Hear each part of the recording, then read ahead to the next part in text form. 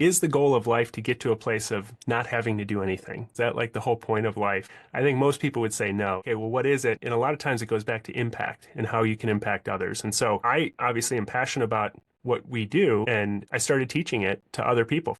Welcome to the Idaho Real Estate Investor Show, where we bring strategies and knowledge that will help you succeed in Idaho's ever-changing real estate market.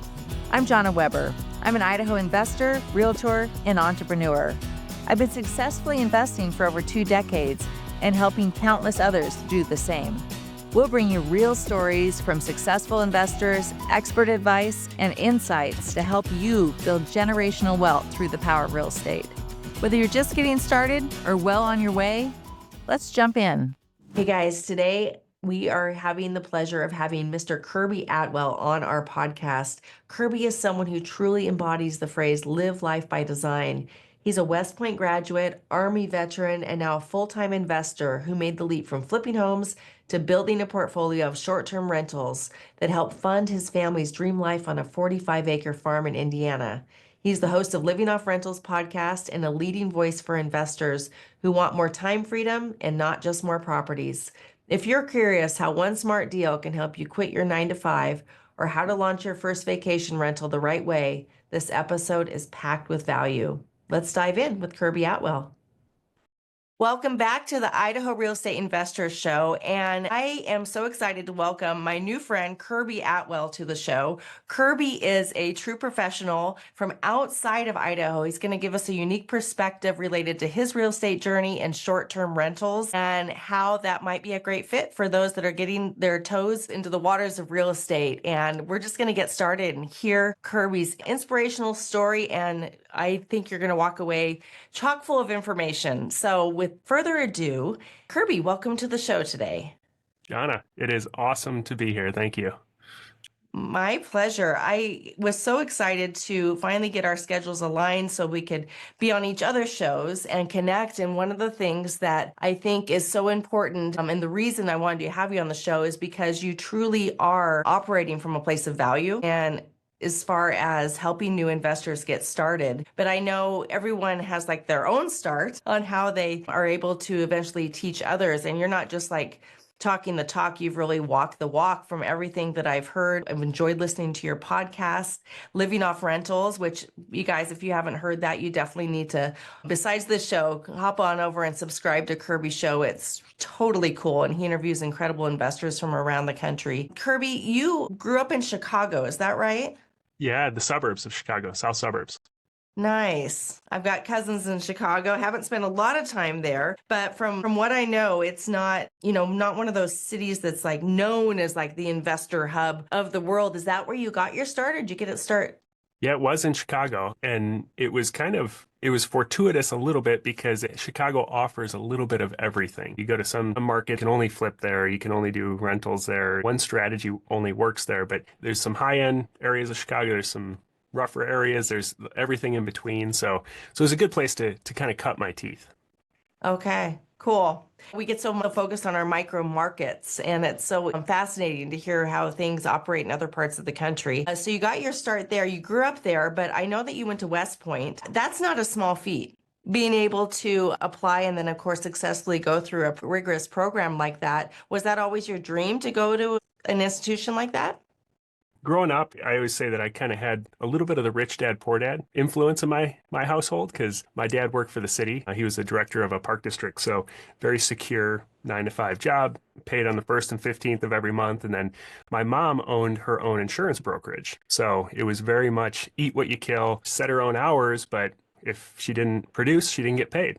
That kind of really appealed to me growing up. And I kind of always wanted to be an entrepreneur, but I also wanted to serve in the military. And so my dad was in the military. I had a lot of family members in the military. And so he was like, if you're going to be in the military, you might as well try to go to West Point. And it was on my radar, but I didn't think I'd get in. And then football actually helped me get in the back door somehow because my grades weren't the thing that got me in. I can tell you that.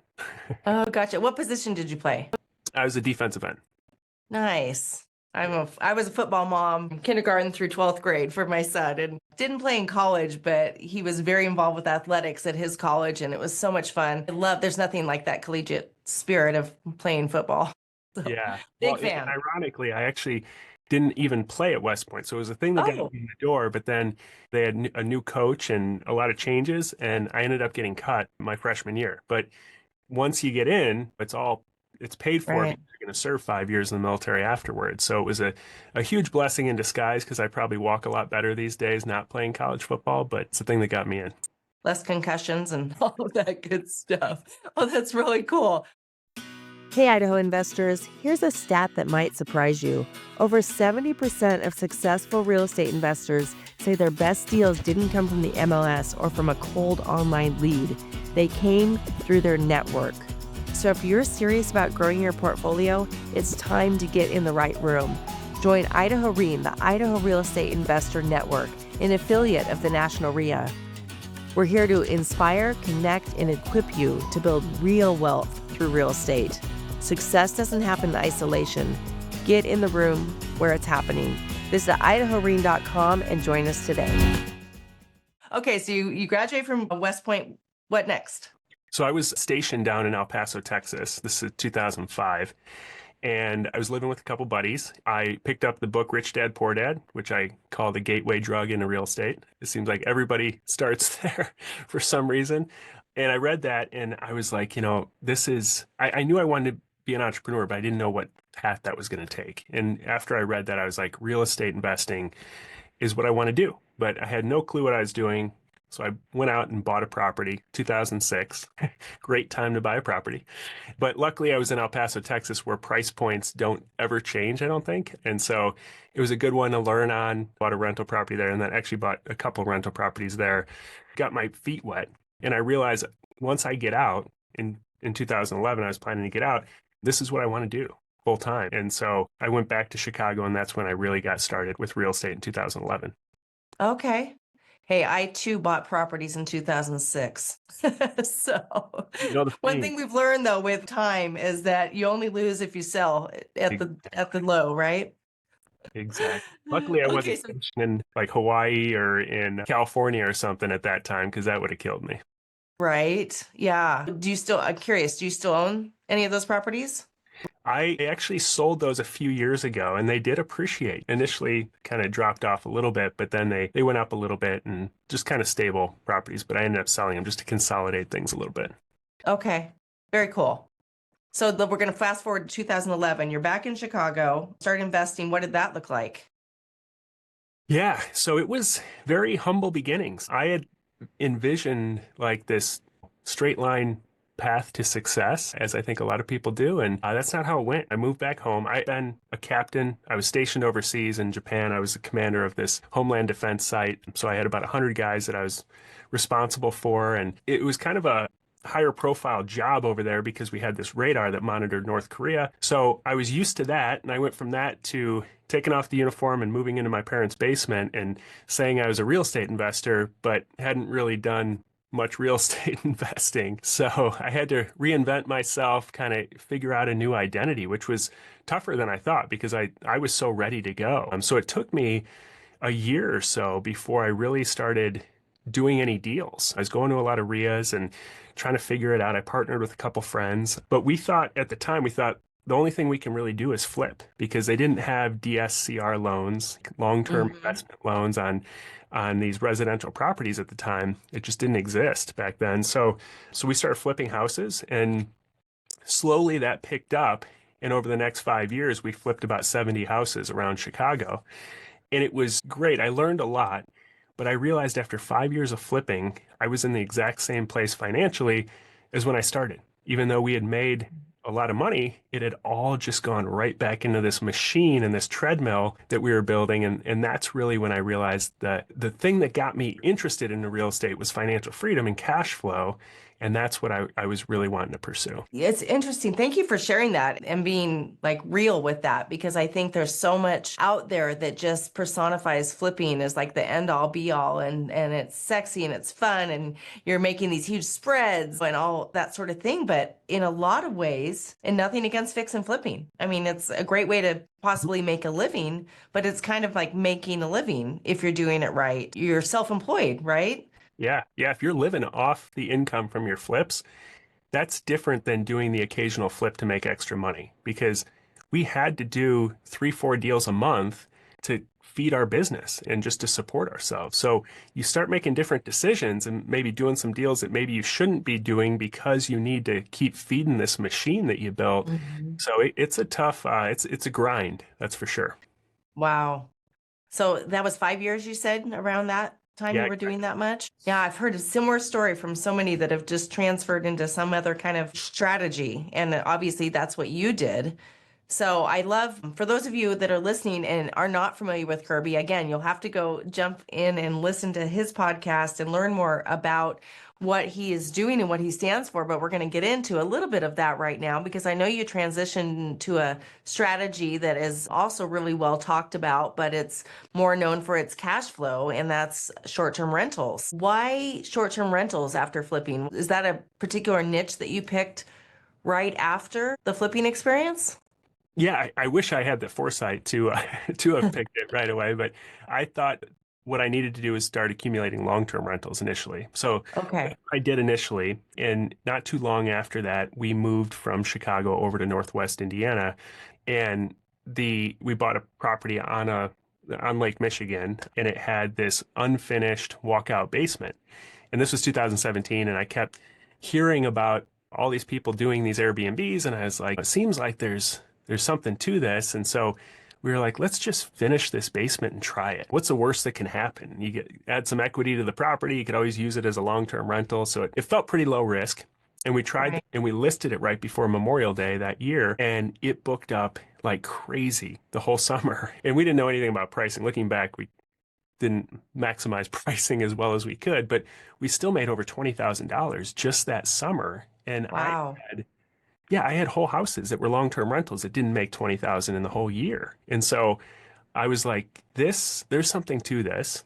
And so I fell into this niche then of more affordable short-term rentals because Northwest Indiana, you can buy properties relatively cheaply, but you're still close to Chicago. You're still close to draws. There's the lake, there's the Dunes National Park, there's wineries, there's stuff like that. And so it was like this perfect recipe of low cost, but yet still high nightly rate and occupancy to create some really significant cash flow.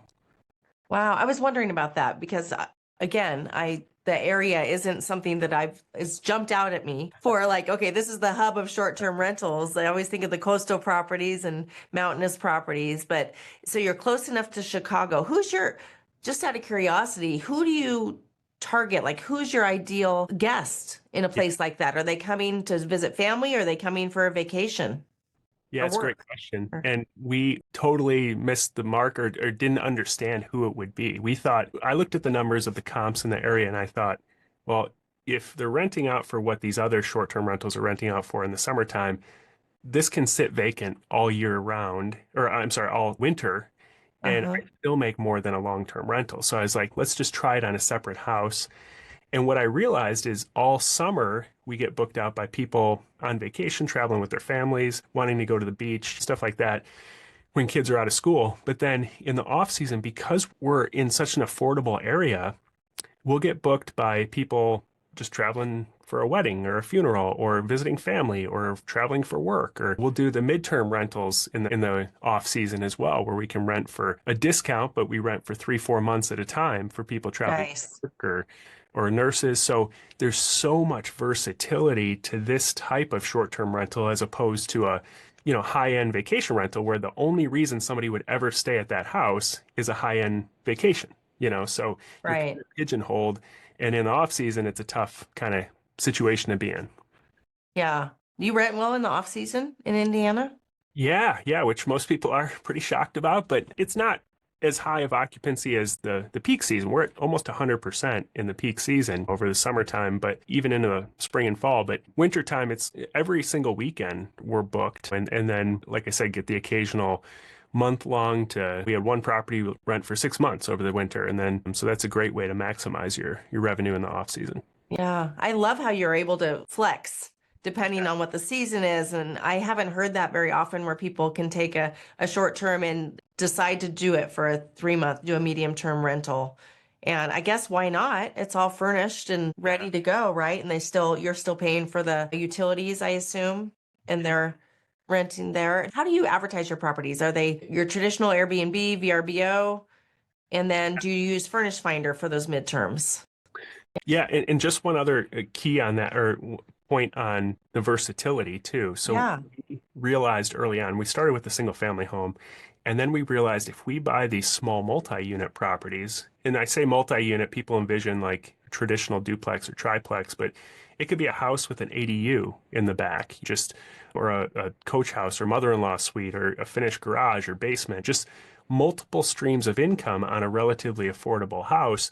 All of a sudden, when you do the net cash flow calculations, it's crazy how much higher the net cash flow is. So we started buying 2, 3, 4 unit properties.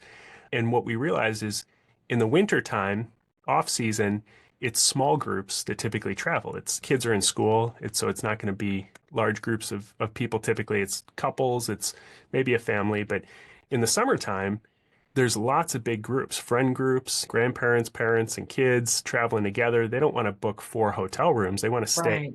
in a house that sleeps 20 people. But houses that sleep 20 people are typically either super luxury and they cost an arm and a leg, or they just don't exist. And so we have a super booking where we book out all 3, 4 units together in one listing, and people pay a premium for that in the peak season. And then in the off season, we can list those individually, and we got 3, 4 streams of income coming in. So our big house doesn't have to sit vacant the whole off season because there's no big groups traveling, and you got this $400 cleaning fee that nobody wants to pay. So much versatility with these small multi-unit properties. Yeah, I love it. It reminds me of a like an event space, a ballroom where you can do the dividers and divvy it up to make sure it fits the size of the group. And I think that's brilliant. And I'm thinking about like our own family. We love to be together, but how nice is it to have your own little private space too for each generation? And when, because somebody might want to watch TV till 1 in the morning and somebody wants to go to bed at 8, and you can all do your own thing, but be together as much as you want. I think it's wonderful. In a hotel, you're so constrained to just hang out in the restaurant or something. So I love that. I haven't heard of that being done very much. And then within that, I think I was starting to ask you on your traditional venues, not venues, but like vehicles to advertise, or Yes. do you do direct bookings? Yeah, we do a little bit of both. I Okay. always recommend starting with Airbnb because they have the vast amount of market share in most markets. There's some Sure. legacy markets where Vrbo has a bigger hold, but typically you see like 75-80% of the bookings coming from Airbnb. So that's a huge one for us. And then we're on all the others now as well, Vrbo, Booking.com. But we do have our own direct booking site called dunedwellings.com because we're in the Indiana Dunes. So yeah, so people can go to dunedwellings.com and they can book directly with us there now. And we get a lot of return guests booking that way. Okay. So yeah, it's a great way to start to build your own list and your own customers that come back year over year. Right. And I noticed you said us. Who's us? Do you have a team that helps you with this? You and your family self-manage? What does that look like? It's me and the boss in my pocket. When I say us, I mean my wife and I really, because we do have a great team that helps us with all the bookings and the day to day. Because we're about to finish a rehab project now that will take us up to 39 listings. So That's amazing. yeah, it's tough to manage. If we were just to try to manage all the bookings ourselves, that would be a tough thing to do. Over time, we started with one VA and then we've just added over time. So now we have 4 full-time VAs that are Wow. Filipino based, but they're fantastic. Like you would never know that they're in the Philippines. The Right. service is just so amazing, speak perfect English. They know our area inside and out. So to a guest, it feels like they're right down the street. And it's 4 full-time people. They just work in shifts. One of them's a manager and she's amazing. So my wife and I we own the business, we run it, but the team is so crucial to us as we've scaled to be able to continue to scale and run it in a way that they're not commodities. I think that's where the big property managers kind of start to fail in the short-term rental space as they start to treat Uh-huh. it all like a commodity. They lose the soul of the short-term rentals, and people stay in these because they want that localized experience. They want the personalized experience. And so we leave a personalized note for everybody. We leave a bottle of wine for them. We have the art on the wall is like we have the whole history of Michigan City, which used to produce the most amount of train cars in any city in the whole US, which most people don't know. And so it's like a timeline of the whole city, and it has this whole personalized feel to it. Oh, that is so cool. I am such a fan of those little touches that just Yeah. make people feel like heard and seen and special. And you're not going to get that at the Marriott. And that's really cool. So you're up to almost, it looks like you're closing on 39 properties, Listings, yep. and listings. Are they all in Indiana? Early on, we're big on goal setting, and early on we talked about what we wanted this to look like. And so we decided we wanted to get to a place of financial freedom and being able to leave our full-time jobs with one market. After like investing in other places, I realized there's a lot to be said about economies of scale. And so we Right. use the same cleaners, same handyman. We knew the rules and stuff there. So we did that in Michigan City first, and then we actually we built a couple of duplexes down in Southwest Florida as well, because the second part of our vision was that we wanted some in a warm climate to where we could get out of Indiana. Amen. Yes. So, we traded a little cash flow for these properties, but similar concept.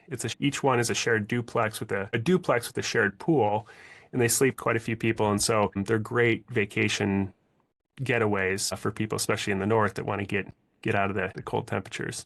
Love that. So those are operating now. And do you guys take advantage of that and come check them out and see how they work by sleeping in them?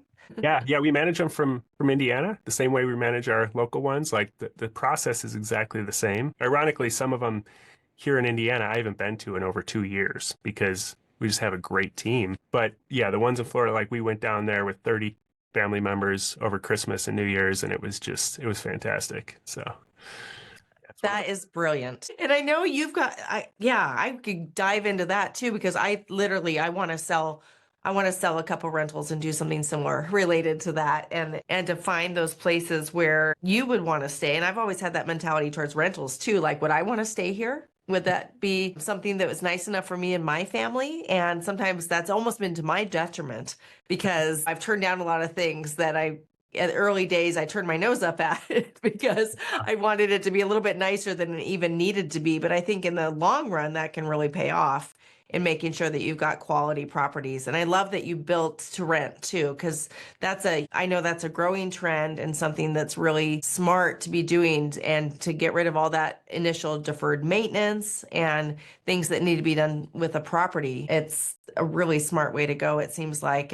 Florida, this is a side note, but have you had insurance problems? well, that was one of the nice things about building down there as opposed to buying, is that we built a little bit away from the water. So it's a 15-minute drive to the ocean, Okay. and it's also not in a floodplain. So I think that's the biggest thing, is in the new building requirements or building code for properties down there, you have to build it on this huge mound. I mean, the Right. elevation is really high compared to the street and surrounding area. So the chance of you flooding is extremely low. And then it's built out of cinder block. I mean, these are ranch properties that are built like a Nice. fortress. We actually, our insurance has been pretty reasonable. And right after we finished last year, 2 hurricanes came through, and they held up great. Oh, good. We were down outside of Sarasota in February, and it was so interesting. Of course, everywhere. I'm sure you too. Everywhere you go, you're driving around looking at real estate just to take a look at prices and what's going on. And there was just such a juxtaposition from older houses with next to the new construction that was standing perfectly still, and the other one, it was so sad in shambles. And so, very smart. I'm glad to know you're protected that way. Hey, Idaho friends, if you're busy like me, you're always on the lookout for trusted professionals that can help you with your business, home, and investment needs. Whether it's a trusted lender, property manager, or a service provider that you're going to have come into your home or work on your investment property, there's always a need out there, and we want you to have great and trusted resources at the ready. In response to this, Idaho Rein has developed an exclusive vendor directory chock full of businesses that are ready to help our community. Head on over to idahorein.com, grab your free copy today, and don't forget, let them know that Idaho Rein sent you.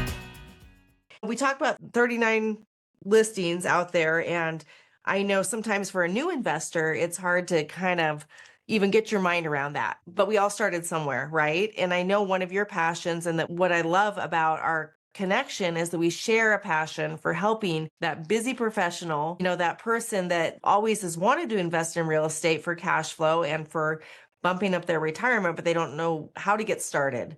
So is there a place for someone that has a full-time W-2 job or is self-employed and busy to put their hand into creating a short-term rental for themselves?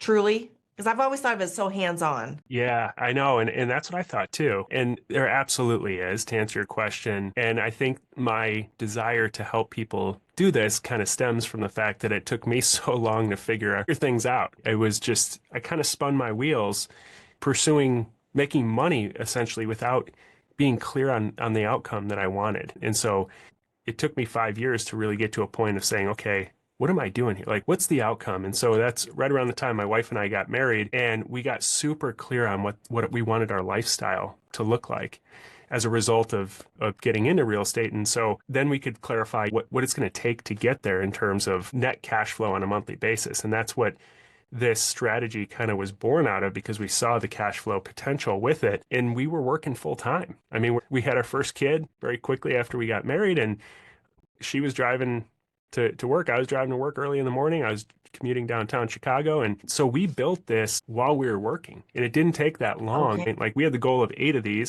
units to basically get to a place where we felt comfortable with the cash flow to leave our full-time jobs. And it took us a few years to get there, but it happened pretty quick. Wow. Oh my gosh, that's so cool. I did not really realize that. What were you doing for a living back in Chicago during that Yeah, time? so I flipped for 5 years and I did that full time. But then once I realized this, It's hard work. started buying some rentals, but I needed to feed my family. And so I went back, and there was a nonprofit in Chicago called Bunker Labs that helped veterans start businesses. And I actually was a part of it. It helped me with my business. And I knew the CEO. And so he said, we're growing like crazy. Can you come on as the COO initially and then the CFO? And so for several years, I worked there full time in Chicago while also building my business on the side, my rental property business. And so it was a great experience, but I was really happy to get back to being able to set my own hours and be an entrepreneur Right. and just focus on building my business. Nice. You mentioned your wife several times. So what's her name? Taryn. Taryn. Okay, so you two operate this together. Yeah, it's funny because when we got married, she had no desire to be in real estate at all. Like, she's not. That was me too. Yeah. Yeah. I remember when you were on my podcast, you mentioned that. And so she was like, this is your thing. That's cool. She supported me. But as we got into short-term rentals, and I've seen this over and over again with people I work with, is that our very different personalities really complement each other, because I'm the spreadsheet nerd and I like to negotiate the deal and get it set up. But then she designs the whole thing. Oh, cool. She's really good with the guests and is better at that than I am. So there's different components that we enjoy about it. And so yeah, we work on it together. Oh, I love that. And you're back in Indiana. You're on acreage, is that correct? Yeah, that- so that was yeah. part of our vision. Was eventually we wanted to live on a farm, two kids from Chicago. So we bought 45 acres in Indiana about 3 or 4 years ago, and we love it. We've got chickens, and we grow a ton of fruits and vegetables, and my wife's campaigning for goats, and now we're expecting our fourth child too. So it's nice to have a Oh, little. that's so exciting. Congratulations. Thank What you. what a dream. That's awesome. And you're both full-time, correct? Correct. I mean, amongst the animals and the kids and everything else, you're more than full-time. I think sometimes a fallacy, like we're self-employed, so we're not just like picking flowers all day. We're busy, but I think I can tell you have a passion for what you're doing in business. And I think true entrepreneurs and true investors, the vision is to go full-time with real estate investing. But if you're truly loving what you're doing, you're still working hard, but just in a different way.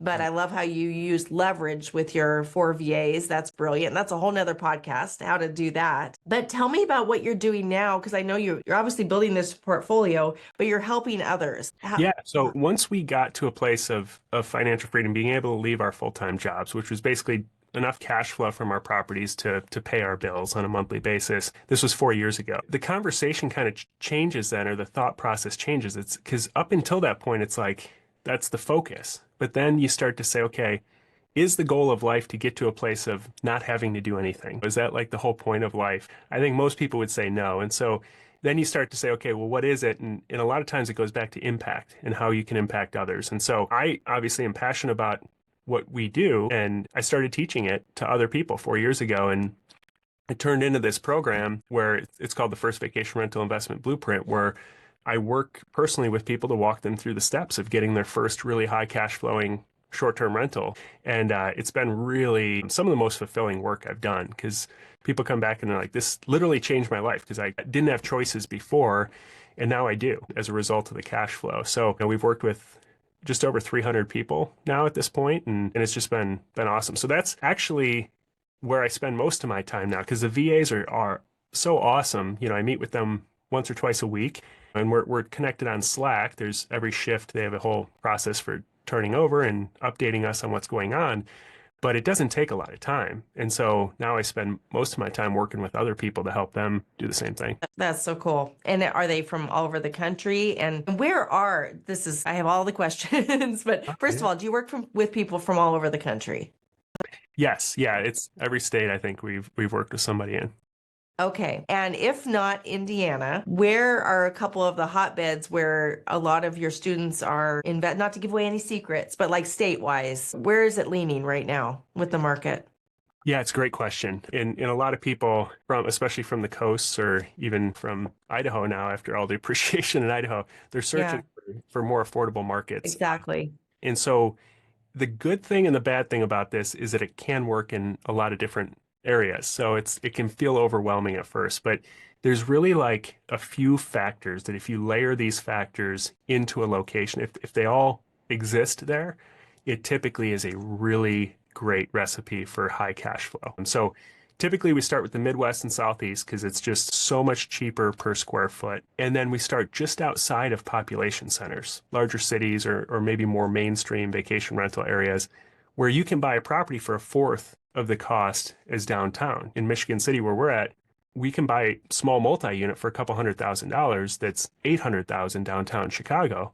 But yet the nightly rate, if you look at them and compare them, it's like maybe 20% less where we're at. So the cash flow is just off the charts. And then if you can buy a multi-unit on top of that, a couple $100,000 multi-unit, and each unit is a short-term rental, now you've got this property that was close to population. So there's lots of reasons people stay there. It's not just out in the middle of a cornfield in Indiana, but we're close enough to Chicago that it makes sense. And then you've got the multi-unit property that get the bookings and the cash flow makes sense. So to answer your question around where it can work, I've seen a lot of people buy, like in Wisconsin, for example, just outside of Milwaukee, places along Lake Michigan there, outside of Green Bay. You're talking about places where you can buy a small multi-unit that's relatively turnkey for less than $200,000. And so when you start to do the math on short-term rentals that bring in 3, 4, 5 times as much as a long-term rental, the cash flow just makes a ton of sense. So any of the Michigan, Wisconsin, Ohio, Indiana, all the way down to Mississippi and Alabama and Arkansas, these are all states where it's just super affordable. That's so cool. And obviously, Florida's a conversation topic as well, but I'm sure you lead your students all through all these scenarios on how to do an analysis, because that's half of it, just not blindly picking, but being smart about where you pick. And I think it's such a great need that you're filling, Kirby, with giving people opportunity to really have the resources to diversify their income, their income, but funnel it into something that's longer term. Right now, I'm sensing with my personal real estate clients, a lot of panic about the stock market and where their money is and where it's sitting and what I have no control over it and what's it going to do. And is it going to drop half in value by half in the next week? And some of our stocks are. And so to put something into a hard asset like real estate is obviously something you and I believe very strongly in, and then be in it for the long term. And so I would just throw in too, if anyone's out there listening and thinking about either working with Kirby or going on your own and investing in a short-term rental, that's great, but it's still real estate, and you got to remind yourself that it's a long-term investment, and don't panic. if it's not a raging success after 6 months, right? Real estate is very, very forgiving with enough time. And so, yes, prices are inflated in many places in the market, but it's about cash flow and it's about holding on and making sure that you've got a backup plan. And there's so much we could get into related to making sure you have a plan B if short-term rentals go away and all the things, but I'm sure you've walked through that with your students and in your own scenario. And thanks for doing what you're doing and out there and getting the message out. And it's inspiring to hear about you and your family. Thank you. Yeah. And to your point too about locations, I can just give you a couple of examples too of ones that members of my program have done just recently that I always get surprised by locations that work well. They follow the model, but then they find these locations. Like one is Ketchikan, Alaska this week. Somebody had a 4-unit that came up for sale and it's $450,000. And with each one being used as a short-term rental, it's going to cash flow. They're over $5,000 a month of cash flow on this $450,000 property. Canton, Ohio, it's another one between Akron and the Football Hall of Fame there, where they're going to host the first NFL game this year. Another just great area with a 3-unit that somebody's buying. Sault Ste. Marie, Michigan, which is a border town for Canada. There's tons of travel through there. And somebody's buying a property for $165,000, a 2-unit. It's turnkey. I mean, they're going to put some touch-ups into it, but it's really ready to go. So Battle Creek, Michigan is another one where they make all the Post and Kellogg cereal. Super affordable market, but there's a lot going on there and a lot of travel. So these are all just examples that can work really, really well. Thank you for sharing that. That's really good intel. And another place in my personal experience, a college town, small college towns with shortage of accommodations. I know in the school where my she's going to graduate from U of I next month, and actually, in a couple weeks at the time of this podcast. And there's such high demand, and it's $900 to go stay for a couple nights at the local hotel for all the football games and graduations. And there's a huge demand for short-term rentals. So it doesn't have to be just Daytona Beach, Florida. It can be so many variety of places. And I love that the ordinary person can take a hold of this and create some financial destiny for themselves. What, on a personal note, what's on tap for you and your family the next couple of years? I know you've got your 4th child on the way, but any personal dreams besides what you're living right now that are on the docket? Yeah, it's funny. We just were talking about this because, like I said, I'm more so big on goal setting, but I've kind of drugged my wife into it as well. So we enjoy it. It's funny because as you set these goals, as you achieve them, and sometimes faster than you thought, then it's like that question comes up, okay, what is next? And I think impact is the biggest thing that keeps coming up for us. So we like to keep a project or two going at a time, but we don't feel like we need to be in hyper acquisition mode anymore to like build up a huge portfolio. Like the cash flow is really nice. So I think it's more of just supporting as many people as possible to be able to do this as well. So I'm really focused on that side of things, on growing that part of the business and continuing to see people get to financial freedom themselves. Amen. We're so aligned in that goal. I love it. Thanks, Kirby. And what is the best way for people to get a hold of you? And if they, obviously, some might be interested in what you're teaching specifically and also your podcast. Yeah, absolutely. So I think the best place, if this resonates with you at all, is to go to livingoffrentals.com/start. And I've got a masterclass that's about 60 to 90 minutes there that I just recorded about a week ago. And it walks you through step by step exactly my strategy and gives examples of deals that people are doing who are a part of the program. So I think that's the best place to start. And then there's a link there too that you can always book a call with me too, if you're interested. So yeah, I think that's the best place. Awesome. Thanks. And your podcast again is Living Off Rentals. Yep, exactly. Yep. Awesome. I love it. You're fully aligned in your brand. You got it. You own it. And it makes it really memorable and easy to remember. Thanks so much, Kirby. This has been wonderful. If you're ever out in Idaho, you've got a seat at the table and you've got a place to speak in front of our Idaho Real Estate Investor Network. I can promise you that. That's worth a trip out there because we've been out there and we love it. Have you? It's beautiful. And I have not been to Indiana, but happy to entertain speaking at a REIA out there. I'd love to do that. It would be great. Awesome. Well, enjoy the rest of your day. Thanks again for taking your time. It's always a pleasure. And Listeners, thanks so much for taking your time to listen to Kirby today and hear his inspirational story. All I want for you is to go and grow and to take some action item today and put it into use. We'll talk to you soon. Well, that's a wrap for today. Thanks for joining me here at the Idaho Real Estate Investors Show. I hope you're leaving with new insights and inspiration to help you truly grow wealth through real estate. If you enjoyed the show, do me a favor. Please subscribe, leave a review, and share it with those that can benefit from it. Go and grow, and I'll catch you on the next episode.